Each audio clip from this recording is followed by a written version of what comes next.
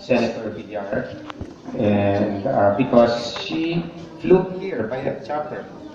She flew here by a chopper, and I saw into her. Actually, first time was she wasn't able to make it because of a typhoon. Yeah. And then she came here for the second time. Yeah. Doon ko nakita yung burning desire niya to really help agriculture.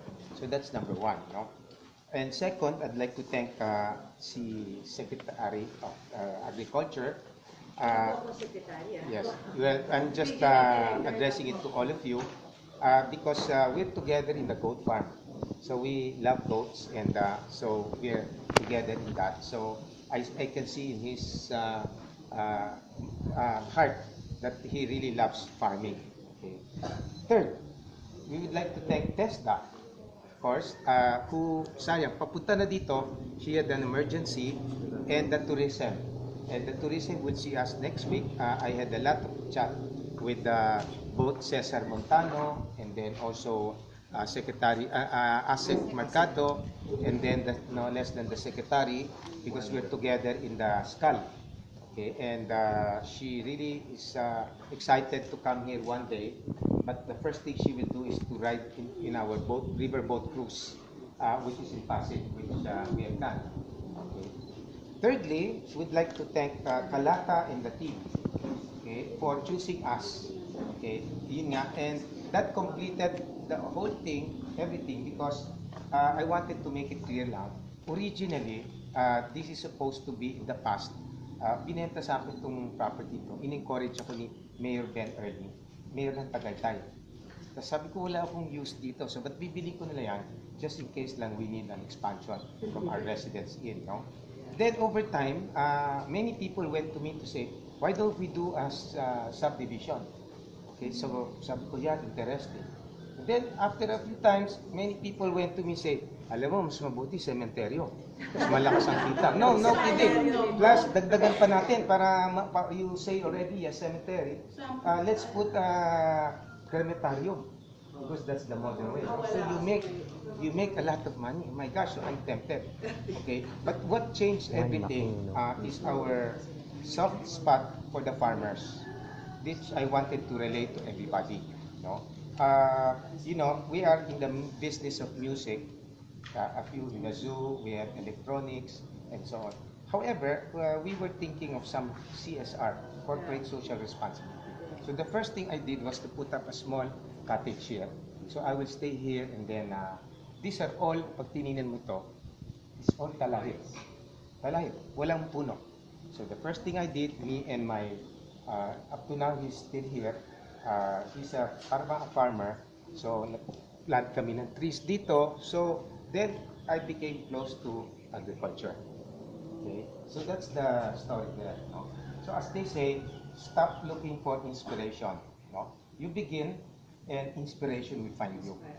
Okay, so that's the first step. Just like Senator Villa and everybody here. No? So that's the little history that we have. Now, so that's the past, and then now the present. You see now, a flower garden. You have livestock here. And then we have all around now vegetables. Soon, we will have high-tech vegetables. Kaya nga, Madam, hindi natin masabing organic. That's, she was whispering to me, if we could make it organic. So sabi ko, what this is, Paradizoo, is the best practices. Yeah. Okay, so you want organic, you want hydroponics, you want aeroponics, you want what do you call that? A combination.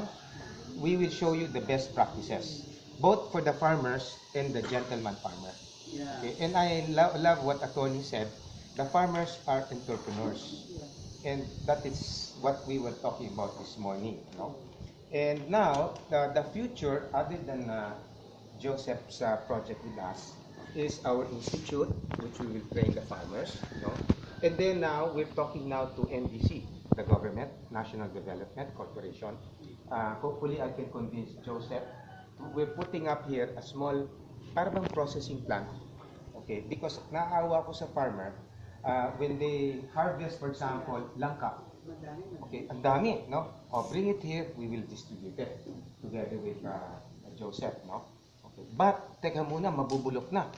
Okay, so, no, we have a vinegar factory, we have a jam factory, we have a pickle factory, and then we have a wine factory, and a milking goat factory, which we're putting up there, and here. So, okay, it's not cheap, it's gonna be like approximately around 50 million. Okay, and this is where all the farmers will come here and then say, medyo hindi bumibenta, so pwede ba i-jam mo?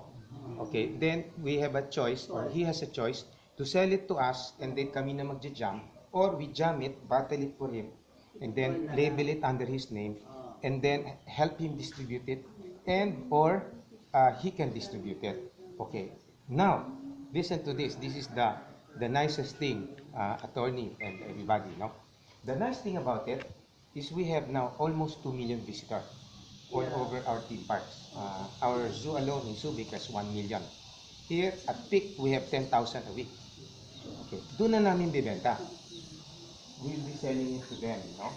Plus, what they call that, we will be selling not only the product, but the idea, okay, of doing business with us through many things like selling jams or whatever. Okay, so for example, right now we have almost a few thousand wild pigs. In fact, we will be donating to some of our good friends, no? So we're going to do a games here like magbabuyan tayo. Okay, that's the idea of Natasha and Daniela. Magbabuyan, catch the pig, no? And then when you're able to catch it, magbabuyan tayo, bring it home, breed it. Okay, like the rabbit also. No, so you implant in the heart, not many people know that, the love for agriculture. Okay, so this is what we're now going to do in the future. So with this, you will now, all of you will say now, once upon a time, maybe 100 years from now, you say, there was this group, Talata group, Villar group, the LGU group, Department of Tourism, who was very significant. They have produced a lot of good Filipinos to the 200 million. That's our population already in the future. 200 million who cannot eat. So with this, they were inspired. So this is the thing that we would like to share with you guys, no? And with that, okay, we want to tell you, right now we have 5 parks. Here, Residence Inn in Tagaytay, in Clark, in Subic, and in what they call that in Bohol, no? We're going to have 24. Okay, and that means we will have 24 of this. All right? Yes, and then we have, the family has committed to put 100 million each park for the but not all are farm. Some are combination. Okay, may zoo, may 4x4, may safari style, and so on. That's why we're so we feel so obliged to do at least something that will make a difference to the Philippines. Okay, so we'd like to thank you. If there's any shortcomings we have, pasensya na, but please help us. So we're going to have also some aquaculture. I was with the Sante and Tate group, who is going to be our partner. Okay, si Philip Ong, no? And just lastly, I want to inspire you guys, no? Especially the office of Senator Villar. No, we would like you to go to Taiwan. I was sharing that to Betty. Okay. Well, the Taiwan, yung kuwan nila, each Taiwanese has only 1 hectare farmer. No? And they're driving a Mercedes-Benz.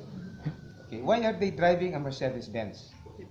Why? Because with 1 hectare, they're super productive. So the key now, the word is productivity. What you were, later we will see your project. But productivity, and that is also my dream. Kasi I'm a Filipino, pag pumunta ako doon, sumasakit yung dibdib ko to find the same race, because we're Asian, they can do 10 times better than us. Okay, and I said, no, kaya natin to. Somebody like Senator Villar, with the burning desire, with Joseph, myself, and the team, with the mayor and everybody, should be moving this thing. And what you do goes around the universe, comes back, good karma.